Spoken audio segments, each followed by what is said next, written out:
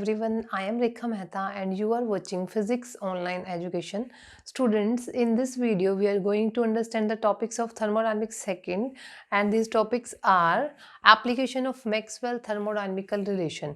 और इन applications के अंदर first हम जो आज drive करेंगे वो है derivation of Stephen's law, relation between two specific heats of gas, cooling produced by adiabatic expansion of gas, adiabatic compression of gas and theory of Joule-Thomson effects.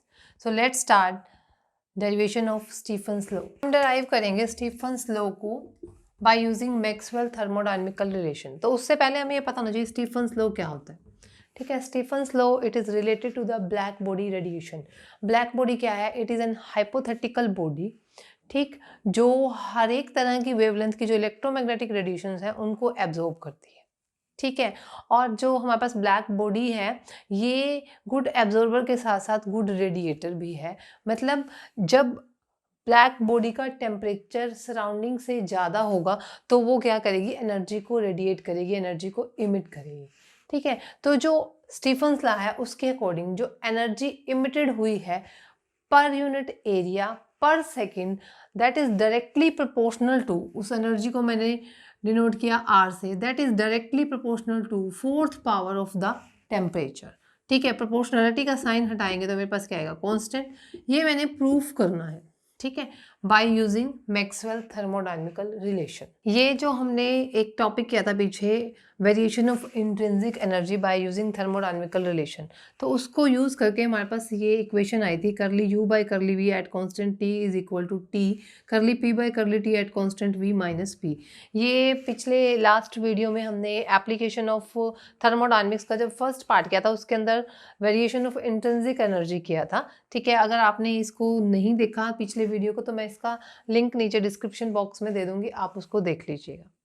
ठीक है, तो मेरे पास ये इक्वेशन आई थी, curly U by curly V at constant T is equal to T curly P by curly T at constant V minus P using Maxwell thermodynamical relation, उनको use करके. ठीक है, यहाँ पर मैं ई क्या ले रही हूँ, ई मैं ले रही हूँ energy density of heat radiation. क्या है ये, energy density of heat radiation inside N enclosure, और जहाँ पर हम टेम्परेचर क्या लेकर चल रहे हैं, कांस्टेंट लेकर चल रहे हैं. ठीक है, तो जो ई है ये क्या है, एनर्जी डेंसिटी है. इसको हम लेते हैं energy per unit volume. Energy क्या है, इंटरनल एनर्जी. ठीक है, तो यहाँ से मेरे पास U किसके इक्वल आ जाएगा, U आ जाएगा E V के इक्वल आ जाएगा. ठीक है, अगर मैं यहाँ से इसका डेरिवेटिव करूँ तो करली U बाय करली V मेरे पास क्या आएगा, इज इक्वल टू E. मैंने कहा कि हम टेम्परेचर क्या लेकर चलेंगे, कांस्टेंट लेकर चलेंगे, तो curly U by curly V at constant T मेरे पास क्या आ गया, ई आ गया यहाँ से. ठीक, तो जो ई है वो क्या है, एनर्जी डेंसिटी है. इसको इक्वेशन नंबर 2 डाल दो. अब जो ये इक्वेशन 2 है इसको इक्वेशन नंबर 1 में यूज करेंगे तो मेरे पास क्या आ जाएगा, curly U by curly V at constant T क्या आ गया, ई. तो यहाँ पर E is equal to T curly P by curly T at constant V minus P. This is equation number 3. तो जो हीट रेडिएशंस हैं वो बिहेव करती है एज अ गैस, और अब इक्वल जो प्रेशर है एक्सर्ट करेंगी इन 3 डायरेक्शंस. तो मेरे पास यहाँ पर क्या आएगा, P is equal to E by 3. तीनों डायरेक्शन में इक्वल प्रेशर एक्सर्ट करेंगे तो P क्या आएगा, E बाय 3. और इसका एक्सप्रेशन आप कर चुके हो लास्ट सेमेस्टर के अंदर काइनेटिक थ्योरी ऑफ गैसेस के अंदर. ठीक है, तो ये P is equal to E by 3 आ गया. यहाँ से अगर मैं करली P बाय करली E निकालूं तो curly P by curly E मेरे पास क्या आएगा, 1 बाय 3. ठीक है, अब इक्वेशन नंबर 3 को यूज करें अगर हम तो E इज इक्वल टू क्या आ गया, T curly P by curly T at constant V minus P की वैल्यू क्या आई है, E बाय 3.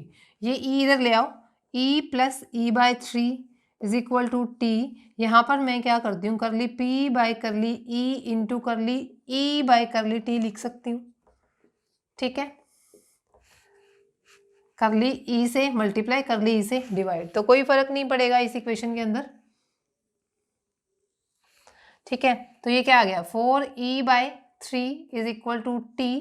करली P बाय करली E को बाहर ले लोगे, curly P by curly E किसके इक्वल है, 1 by 3 curly E by curly T at constant V. ठीक है, अब मेरे पास इसको मैं ये लिख सकती हूँ by 3 curly t curly e by curly t 4e by 3। ये टर्म आ गई मेरे पास। ये टर्म क्या आई है, यहाँ से मेरे पास क्या आएगा, अगर मैं इसको सॉल्व करती हूँ तो मेरे पास आएगा ये 4 delta T by T is equal to delta E by E 3/3। 3 से 3 कैंसिल हो जाएगा। ठीक, इसको अगर इंटीग्रेशन करूँ तो मेरे पास क्या आएगा, 4 log t is equal to log e, ठीक है, और प्लस कांस्टेंट आएगा इंटीग्रेशन में, तो यहाँ से क्या आएगा, log e is equal to 4 log t plus constant log e, इसको आप क्या लिख सकते हैं, log t की पावर 4 प्लस कांस्टेंट कर सकते हैं ना, log e बाय t की power 4 is equal to constant, यहाँ पर e is equal to constant मैंने ले लिया सिग्मा t की पावर 4। तो ये मेरे पास था एनर्जी डेंसिटी। एनर्जी डेंसिटी क्या थी, एनर्जी पर यूनिट वॉल्यूम, ठीक है।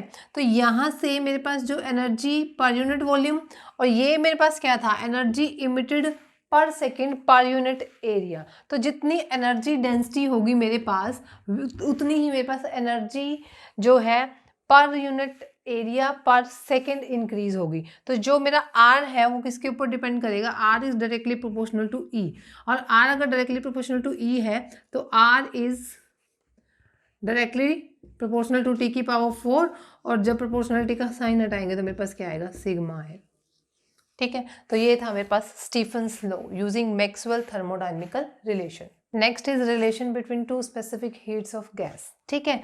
तो मेरे पास molar specific heat at constant pressure dq by dt at constant p लेते हैं, ठीक है, और एट कांस्टेंट वॉल्यूम हम क्या लेते हैं, करली q by curly t at constant v। Second law of thermodynamics के अकॉर्डिंग करली q किसके इक्वल होगा, t ds के इक्वल।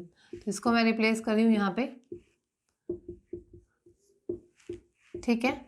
उसके बाद हम क्या करते हैं, जो एंट्रोपी है S उसको हम फंक्शन लेके चलते हैं किसका, T और V का, ठीक। तो मैं ds को क्या लिख सकती हूँ, फंक्शन ऑफ T और V की फॉर्म में, करली S by curly T dt plus curly S by curly V dV। यहाँ पर कांस्टेंट V आएगा, यहाँ पर कांस्टेंट T आएगा। अब मैं इस इक्वेशन को डिवाइड करती हूँ dt से, लेकिन प्रेशर क्या रखूँगी, कांस्टेंट। तो यहाँ पर curly S by curly T at constant P is equal to क्या आ जाएगा, curly S by curly T cancel, plus curly S by curly V at constant T, curly S by curly V by curly T at constant P, यही आएगा, ठीक है। अब इस equation को दोनों साइड T से मल्टीप्लाई कर देते हैं। T से मल्टीप्लाई करेंगे,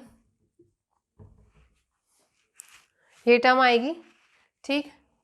तो T D S by D T क्या होगा, C P is equal to T curly S by curly T at constant V plus T curly S by curly V at constant T curly V by curly T at constant P. Using Maxwell second thermodynamical relation,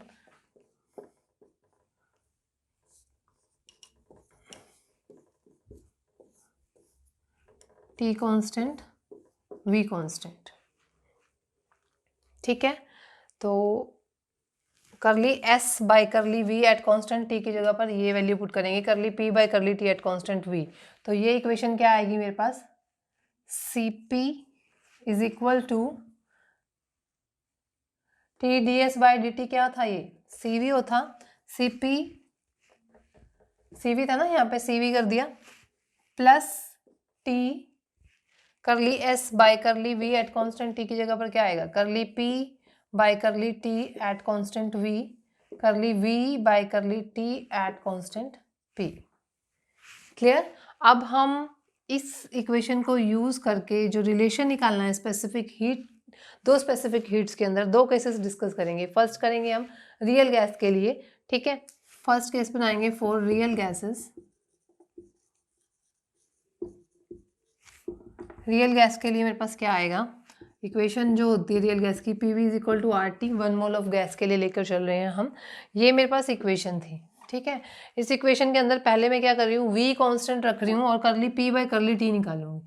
करली P by curly T at constant V मेरे पास क्या आएगा, curly P by curly T at constant V मेरे पास क्या आएगा, are bye we, यही आएगा। और करली v by curly t at constant p, करली v by curly t at constant p क्या आएगा, r बाय p। ये दोनों वैल्यूज इक्वेशन नंबर 2 डाल दो, equation number 3। Putting the values of equation 2 and 3 in equation 1, तो मेरे पास क्या आएगा, cp is equal to cv plus t, curly p by curly t क्या था, r by v, curly v by curly t क्या है, r बाय p, ठीक है। Cp Cv प्लस ये क्या है, T into R into R, और Pv इज इक्वल टू क्या होता है, RT। तो यहाँ पर रिप्लेस कर सकती हूँ, Pv की जगह पर मैंने क्या लिख दिया, RT। T से T कैंसिल, R से R कैंसिल, तो मेरे पास ये क्या आ गया, Cp is equal to Cv plus R, या फिर Cp minus Cv is equal to R। तो परफेक्ट गैस के केस में ये रिलेशन होता है ना, Cp minus Cv is equal to R। तो यही हमें प्रूफ करना था। फॉर रियल गैसेस हमारे पास वंडर वाली इक्वेशन क्या थी, P plus A by V square is equal to R T V minus B, equation number 2 थी। इसको मैंने क्या किया, differentiate with respect to T at constant volume, ठीक है। तो curly P by curly T at constant V क्या आ जाएगा, आर वी माइनस बी, इसको इक्वेशन नंबर 3 डाल दिया।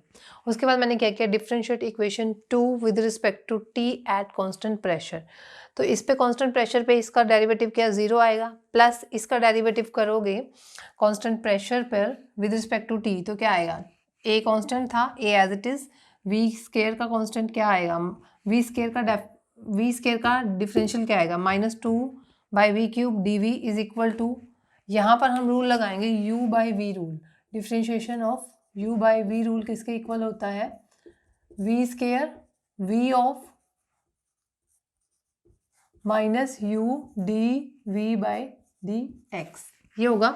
तो यहाँ पर मैंने v क्या है, मेरे पास r कांस्टेंट ले लिया, v मेरे पास क्या है, v माइनस बी, और u क्या है, t। तो v माइनस बी का square v minus B as it is, और t का क्या आएगा, dt minus t as it is, और v का क्या आएगा, dv। b क्या है, वंडरवाल कांस्टेंट है, ठीक है। यहाँ से कंबाइन करेंगे 2a by V cube D V is equal to v minus B square था, ये ऊपर कैंसिल हो जाएगा, ठीक है, ऊपर वाली टर्म। तो नीचे क्या आएगा, R D T V minus B minus R T D V V minus B का स्केयर, क्लियर।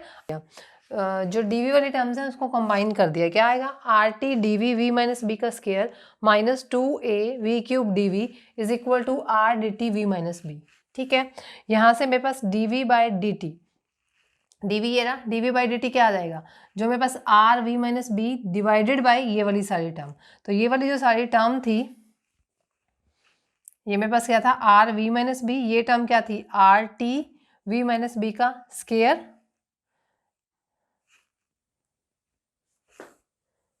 ये कंबाइन कर दिया था ना, v माइनस बी का square minus 2a V cube की पावर -1, क्योंकि इसके डिवाइड में आती है तो इसकी पावर मैंने -1 कर दिया। अब मैं क्या कर रही हूँ, राइट हैंड साइड को मल्टीप्लाई कर रही हूँ v माइनस बी के स्केयर से, तो dv बाई dt क्या आएगा, R V minus B divided by R T minus 2a by V cube v minus B का स्केयर। अब मैं इनकी वैल्यूज, एक ये वाली वैल्यू और इसको इक्वेशन नंबर 4 डाल दो, putting the value of equation 3 and equation 4 in equation 1, जो मैंने ये पीछे ड्राइव की थी, ठीक है। तो इसके अंदर इसकी वैल्यूज पुट करते हैं। तो Cp is equal to Cv plus T, curly P by curly T क्या था, R V माइनस B, और करली V बाई करली T क्या है मेरे पास, R V minus B divided by R T minus 2a by V cube v minus B का square, v minus b से v minus b cancel, Cp is equal to Cv plus T, यहाँ पर क्या है मेरे पास R into are है, नीचे मैं आर टी अगर कॉमन ले लूँ तो मेरे पास क्या आएगा 1 minus 2a v minus B का स्केयर बाय v क्यूब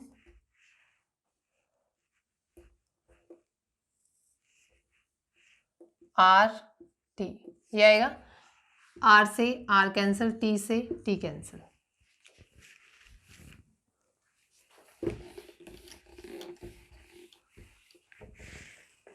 तो मेरे पास इक्वेशन क्या आएगी, C P is equal to C V plus R divided by 1 minus 2a। देखो v माइनस बी का स्केयर है ना, जो b है वो क्या है, बहुत लेस है एज कंपेयर टू v। तो जहाँ पर v माइनस बी का स्केयर है उसको हम v स्केयर के इक्वल लिख सकते हैं, ठीक है। तो 2a यहाँ पर मैंने v स्केयर लिख दिया by v cube R T, v square से ये कैंसिल। तो मेरे पास टर्म क्या रहेगी, C P is equal to C V plus R divided by 1 minus 2a by V R T, ठीक है। C P is equal to C V plus R, इस टर्म को अगर मैं ऊपर ले आऊँ तो 1 minus 2a by R T V की पावर -1 यूजिंग बाइनोमियल। तो मेरे पास C P is equal to क्या आएगा, C V plus R 1 plus 2a by R T V. This is the relation for real gases. CP और CV के अंदर जो रिलेशन है रियल गैसेस के केस में वो मेरे पास ये आएगा, ठीक है। Next is cooling produce by adiabatic expansion of a gas. तो जब हमारे पास गैस का एक्सपेंशन होगा तो क्या होगा, वॉल्यूम इंक्रीज होगा। अगर वॉल्यूम इंक्रीज होता है अंडर एडियाबैटिक एक्सपेंशन तो एंट्रोपी क्या रहती है, कांस्टेंट रहती है, ठीक है। यहाँ पर हमें टेम्परेचर के इफेक्ट को बताना है जब हमारे पास एंट्रोपी क्या है, कांस्टेंट हो रही है, ठीक है। इफेक्ट ऑफ टेम्परेचर, टेम्परेचर का इफेक्ट बताना है, वॉल्यूम इंक्रीज होगा, हमारे पास एंट्रोपी क्या रहेगी, कांस्टेंट रहेगी। तब हमें बताना है कि टेम्परेचर पर क्या इफेक्ट पड़ेगा, ठीक है। तो हम मैक्सवेल का थर्मोडायनामिकल रिलेशन यूज करेंगे, curly T by curly V at constant S is equal to minus curly P by curly S at constant we.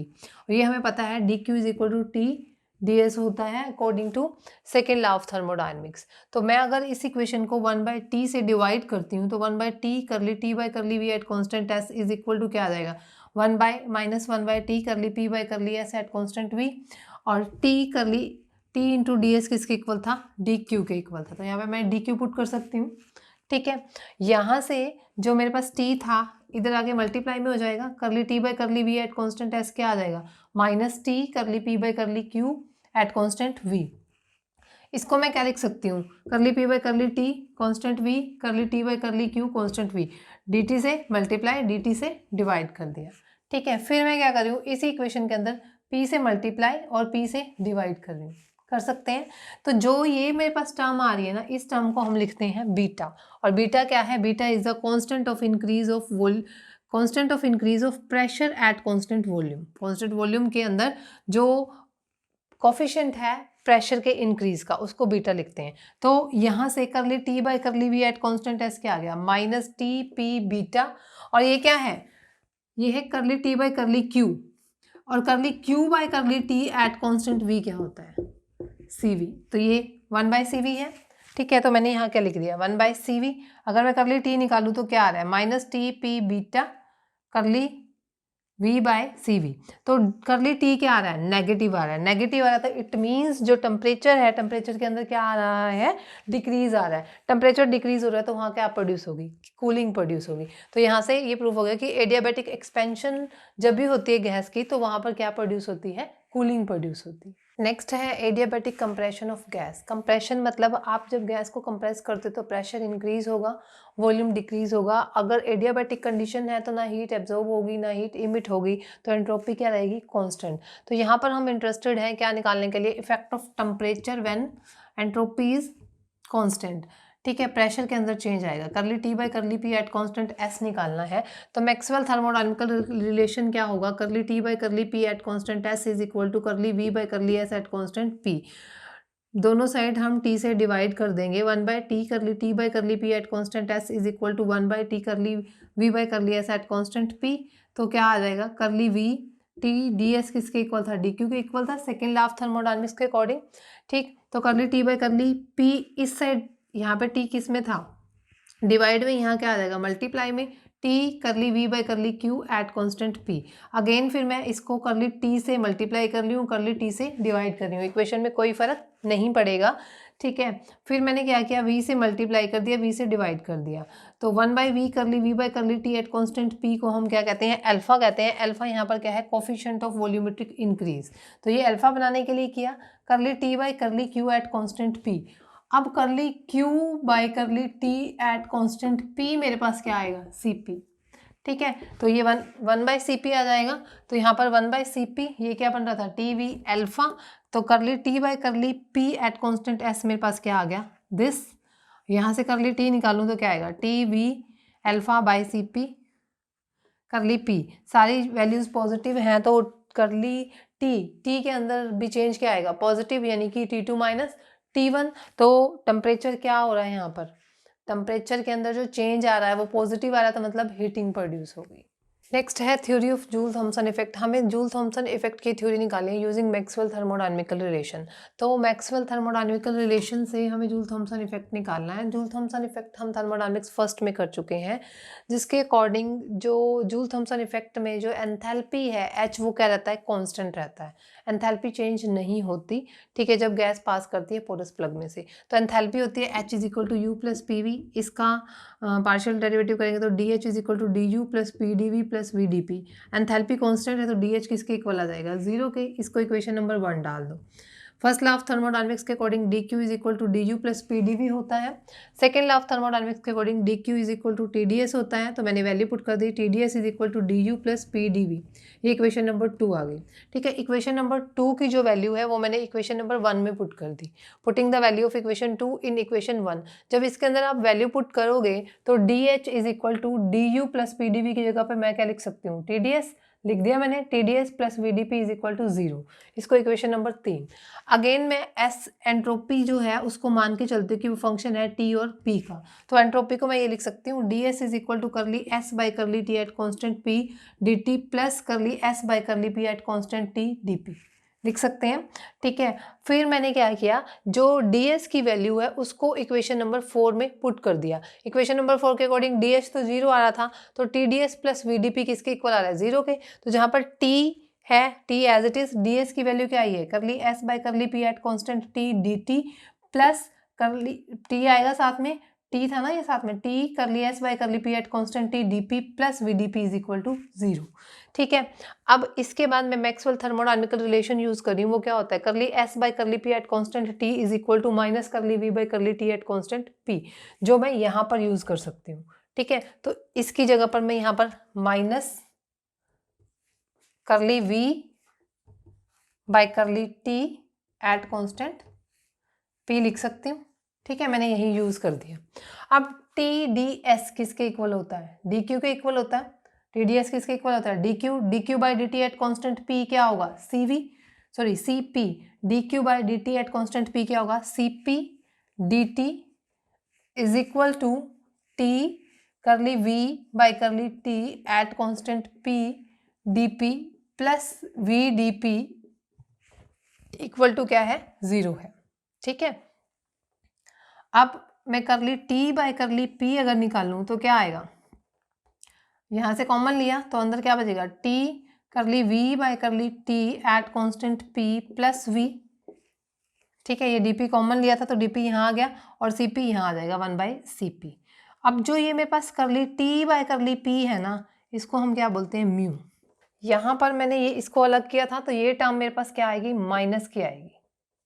ठीक है, टर्म मेरे पास माइनस की आएगी, ये नोट कर लेना, क्योंकि ये था इज इक्वल टू करेंगे तो ये पॉजिटिव हो जाएगा, ये नेगेटिव हो जाएगा। ये मेरे पास क्या है, जूल थॉमसन इफेक्ट का कोफिशिएंट है। अब हम जूल थॉमसन इफेक्ट को परफेक्ट गैस और रियल गैस दोनों केसेस के लिए डिस्कस करेंगे। ठीक है, जूल थॉमसन इफेक्ट को हम फर्स्ट केस में डिस्कस करें for perfect gas. Perfect gas के केस में P V is equal to R T होता है, differentiating with respect to T, but P को कांस्टेंट रखेंगे तो p हमारे पास कांस्टेंट है, curly v by curly t at constant p क्या आ गया r। यहाँ से curly v by curly t at constant p क्या आ जाएगा r बाय p। r क्या होता है, pv is equal to R T है, तो यहाँ से r की वैल्यू क्या आएगी, r की वैल्यू आएगी pv बाई t। तो r की वैल्यू मैंने pv बाई t पुट की, p से p कैंसिल हो गया, क्या आ गया v बाई t। t को इधर ले आओ, t करली v by curly t at constant p क्या आ गया v। तो यहाँ से मेरे पास ये वैल्यू आ गई। इस वैल्यू को मैंने इक्वेशन नंबर ए के अंदर पुट किया। इक्वेशन नंबर ए क्या थी, curly T by curly P is equal to 1 by C P, 1 by C P T curly V by curly T at constant P क्या है we. तो we minus we क्या आ गया 0। तो ये 0 आ गया तो इसका मतलब क्या है, म्यू क्या आ गया 0। म्यू 0 का मतलब क्या है, जो जूल थॉमसन इफेक्ट है फॉर परफेक्ट गैस वो क्या होता है 0 होता है। फॉर रियल गैस के लिए हमारे पास इक्वेशन क्या होती है, p plus A by V square V minus B is equal to R T. इसको हम डिफ्रेंशिएट करेंगे with respect to T, p constant, ये हम पहले भी कर चुके हैं। p plus A by V square as it is curly V by curly T at constant p minus 2a by V cube curly V by curly T at constant p v minus B is equal to r। इसके अंदर u into we rule लगाया है हमने, ठीक है। p constant लिया, differentiate with respect to t किया, तो ये u as it is v का डेरिवेटिव, फिर v as it is u का डेरिवेटिव, ठीक है। फिर यहाँ पे curly v by curly t वाले कोफिशिएंट कंबाइन कर दिए, curly v by curly t at constant p क्या आ गया r p plus a by V square minus 2a by V cube v minus b। अब p plus a by V square किसके equal है, R T V minus b के, ये value मैंने यहाँ पुट कर दी। Curly v by curly t is equal to क्या आ गया r divided by R T V minus B minus 2a by V cube v minus b, ठीक है। तो इसके बाद मैंने ये v माइनस बी ऊपर चला गया, कॉमन ले लिया मैंने यहाँ से, R V minus b R T minus 2a V minus b V cube, ठीक है। अब ये वैल्यू मैं इस इक्वेशन के अंदर पुट कर रही हूँ। जब मैं ये वैल्यू इस इक्वेशन के अंदर पुट करूँगी तो मेरे पास क्या आएगा, curly T by curly P is equal to 1 by C P T R V minus b by R T minus 2a v minus B का स्केयर बाय v क्यूब, ठीक है। तो यहाँ से 1 by C P R T अगर मैं common लूँ v minus B, नीचे क्या आएगा R T 1 minus 2a v minus B का square by v cube into R T से R T cancel, D T by D P is equal to 1 by C P, ठीक है। ये आएगा v minus B, इसको हम लिख सकते हैं 1 minus 2a V square by V cube R T. इसके अंदर b is less than v, तो v minus b approximately v लिख रही हूँ मैं इस टर्म के अंदर। तो curly t by d T by D P is equal to 1 by C P क्या होगा v माइनस बी, ये आएगा 1 minus 2a are T v, ठीक है। इसको हम क्या लिख सकते हैं, v minus b 1 minus 2a by R T V की पावर -1। बाइनोमियल को ओपन करेंगे तो यहाँ पर क्या आ जाएगा, मेरे पास प्लस आ जाएगा। तो ये मेरे पास क्या आएगा 1 by C P V minus B, ठीक है, प्लस एक फर्स्ट टर्म ही लेंगे, इससे मल्टीप्लाई करेंगे, बाकी टर्म्स को निगलेक्ट कर देंगे, 2a by R T we से वी कैंसिल। हमने इस इक्वेशन के अंदर वैल्यू पुट की थी, तो इस इक्वेशन में माइनस वी वाली टर्म तो एज इट इज आएगी ही, ये आप सभी ने लिखनी है, स्किप कर दिया था इसको हमने, ठीक है। अब इस इक्वेशन के बाद हम क्या कर रहे हैं, यहाँ पे देखो क्या आया है, curly T by curly P is equal to 1 by C P, ये भी हमारे पास कॉमन था, ये क्या आया v minus b plus 2a by R T, और साथ में क्या आ रहा है माइनस v आ रहा है, ठीक है। ये माइनस v वाली टर्म तो सभी के साथ आ ही रही थी, इस तरह से आएगी ना ये सारी टर्म, ठीक है। इसको स्किप कर दिया था, इसको स्किप नहीं करना हमने। तो ये क्या आएगा 1 बाई सी पी, v से v कैंसिल हो जाएगा, ये क्या आ गया 2a by R T minus B, ठीक है। ये कर ली, ये क्या आ रहा है डी टी बाई dp, ये किसके इक्वल आ रहा है, म्यू के। अब ये म्यू क्या है, ये क्या है, जूल थॉमसन कोफिशिएंट था। म्यू 0 कब होगा, केसेस आएंगे यहाँ पर। म्यू 0 कब होगा, जब b की वैल्यू क्या होगी 2a/rt, या फिर t की वैल्यू क्या होगी, t की वैल्यू होगी 2a/rb। ठीक है, तो यहाँ से जूल थॉमसन इफेक्ट क्या है, यहाँ पे हमारे पास केसेस बनेंगे। If t is less then 2a/rb तो कूलिंग प्रोड्यूस होगी, cooling will produce. If T greater than 2a/rb तो हमारे पास क्या प्रोड्यूस होगी, हीटिंग प्रोड्यूस होगी। ठीक है, और T अगर 2a/rb होगी तो म्यू क्या होगा 0, ना कूलिंग प्रोड्यूस होगी ना हीटिंग प्रोड्यूस होगी। उस केस में जूल थॉमसन इफेक्ट क्या होगा, 0 होगा। तो this is all about the Joule Thomson effect.